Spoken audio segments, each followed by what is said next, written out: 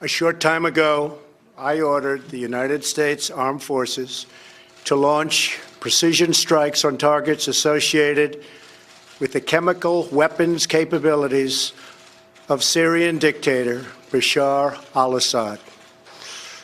A combined operation with the armed forces of France and the United Kingdom is now underway.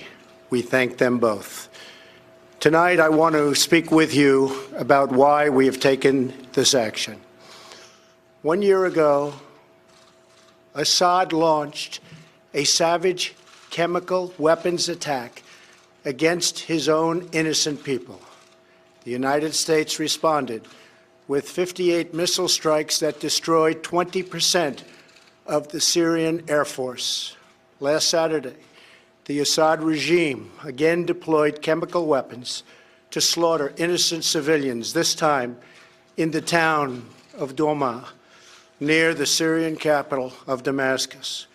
This massacre was a significant escalation in a pattern of chemical weapons use by that very terrible regime. The evil and the despicable attack left mothers and fathers, infants and children thrashing in pain and gasping for air. These are not the actions of a man. They are crimes of a monster instead. Following the horrors of World War I a century ago, civilized nations joined together to ban chemical warfare. Chemical weapons are uniquely dangerous, not only because they inflict gruesome suffering, but because even small amounts can unleash widespread devastation. The purpose of our actions tonight is to establish a strong deterrent against the production, spread, and use of chemical weapons. Establishing this deterrent is a vital national security interest of the United States. The combined American, British, and French response to these atrocities will integrate all instruments of our national power, military, economic, and diplomatic. We are prepared to sustain this response until the Syrian regime stops its use of prohibited chemical agents. I also have a message tonight for the two governments most responsible for supporting, equipping, and financing the criminal Assad regime. To Iran and to Russia, I ask, what kind of a nation wants to be associated with the mass murder of innocent men, women, and children? The nations of the world can be judged by the friends they keep. No nation can succeed in the long run by promoting rogue states, brutal tyrants, and murderous dictators. In 2013, President Putin and his government promised the world that they would guarantee the elimination of Syria's chemical weapons. Assad's recent attack and today's response are the direct result of Russia's failure to keep that promise. Russia must decide if it will continue down this dark path or if it will join with civilized nations as a force for stability and peace. Hopefully, someday we'll get along with Russia and maybe even Iran, but maybe not. I will say this, the United States has a lot to offer. With the greatest and most powerful economy in the history of the world. In Syria, the United States, with but a small force being used to eliminate what is left of ISIS, is doing what is necessary to protect the American people.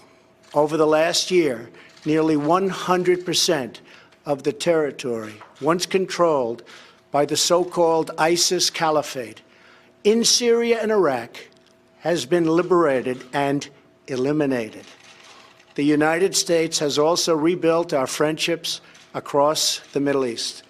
we have asked our partners to take greater responsibility for securing their home region, including contributing large amounts of money for the resources, equipment, and all of the anti-ISIS effort. Increased engagement from our friends, including Saudi Arabia, the United Arab Emirates, Qatar, Egypt, and others, can ensure that Iran does not profit from the eradication of ISIS. America does not seek an indefinite presence in Syria under no circumstances. As other nations step up their contributions, we look forward to the day when we can bring our warriors home, and great warriors they are. Looking around our very troubled world, Americans have no illusions. We cannot purge the world of evil or act everywhere there is tyranny. No amount of American blood or treasure can produce lasting peace and security in the Middle East. It's a troubled place. We will try to make it better, but it is a troubled place. The United States will be a partner and a friend, but the fate of the region lies in the hands of its own people. In the last century, we looked straight into the darkest places of the human soul. We saw the anguish that can be unleashed and the evil that can take hold. By the end of World War I, more than 1 million people had been killed or injured by chemical weapons. We never want to see that ghastly specter return. So today, the nations of Britain, France, and the United States of America have marshaled their righteous power against barbarism and brutality. Tonight, I ask all Americans to say a prayer for our noble warriors and our allies as they carry out their missions. We pray that God will bring comfort to those suffering in Syria. We pray that God will guide the whole region toward a future of dignity and of peace. And we pray that God will continue to watch over and bless the United States of America. Thank you and good night. Thank you.